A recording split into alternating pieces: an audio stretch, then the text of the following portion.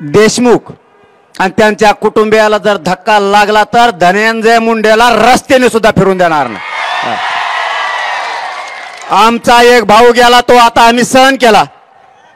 या मुंड्याचं आणि फिंड्याचं आम्ही तोंडावर नाव सुद्धा घेतलं नाही, हरामखोर अवलादीचं। पण जर देशमुख कुटुंबियांना जर यापुढे त्रास झाला तर एकाला सुद्धा रस्त्याने फिरू देणार नाही। आणि परभणीकरांच्या सगळ्या बांधवांना आज सांगतो, इथून पुढच्या काळात जर त्रास झाला,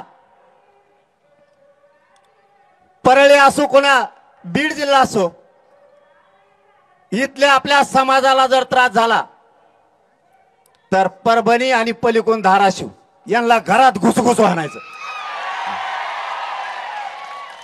जर इथून पुढे यांनी लोकांना आता त्रास दिला तर परभणी जिल्हा आणि पलीकडून धाराशिव एकदा यांना बघायचंच।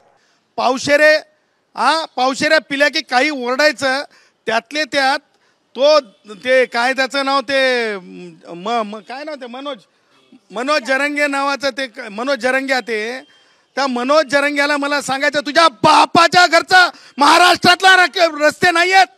मनोज जरंग्या तुझ्या बापाच्या घरचे महाराष्ट्रातले रस्ते नाही आहेत।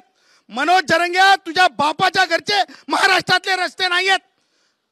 काय बोलायलास तू? केवळ सन्माननीय मंत्री धनंजय मुंडे हे भटक्या विमुक्त समाजातून येतात म्हणून तू असं बोलतोस? रस्त्यानं फिरू देणार नाही। तुला कोणी दिलाय अधिकार? तू कोण आहेस? इथं जातीचं वर्चस्व चालत नसतंय, संविधानाचं वर्चस्व आहे। सन्माननीय मंत्री धनंजय मुंडे यांच्याबद्दल हे असं बोलणं हे अत्यंत असंस्कृतपणाचंच नाही। मला हे म्हणायचं आहे की दुसऱ्या एखाद्या उच्च जातीच्या मंत्र्यावर जर हे बोललं गेलं असतं तर ताबडतोब पोलीस प्रशासनाने कारवाई करायलाच पाहिजे होती, केलेली आहे। हे अगोदर आम्ही पाहिलेलं आहे।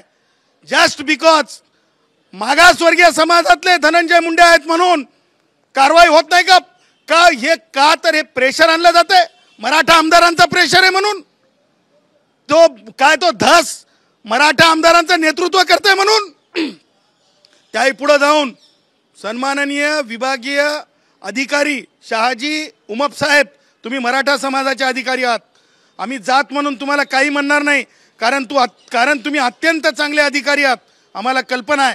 परंतु ज्या वेळेस एखाद्या सन्माननीय मंत्र्यांना इतक्या खालच्या दर्जाचं बोललं गेलं त्यावेळेस माननीय सुप्रीम कोर्टानं ॲग्रेशनची भाषा, जातीय तेढ निर्माण होणारी भाषा करणाऱ्या व्यक्तीच्या विरुद्ध वाट न पाहता संबंधित ठिकाणच्या परभणीच्या पोलीस अधिकाऱ्यांनी मनोज जरंग्यावर त्याचबरोबर धसवर कारवाई होणं अपेक्षित आहे। एकत्रितपणे दोन समाजात तेढ निर्माण करण्याचा प्रयत्न हे करत आहेत, जातीय ध्रुवीकरण करण्याचा प्रयत्न करत आहेत। तुम्ही राजकारण काय करताय? आणि ते मोर्चे निघतायत, त्या मोर्चामध्ये त्यांची सिंपती, त्यांच्याबद्दलची भावना दिसत नाही। धनंजय मुंडे आणि मग राजकारण, मग आम्ही असं करू, मग आम्ही तसं करू, आम्ही रस्त्यावर उतरू, आम्ही घरात घुसू देणार नाही। मोगलाई लागली का इथं? हे संविधानाचं राज्य आहे, देश आहे, कायद्यावर देश चालतो। कायदा हातात घेणाऱ्याला शिक्षा झालीच पाहिजे, ही व्यवस्था इथली। त्यामुळे असलं चॅलेंज कोणाला देतोय? कोण जरांगे?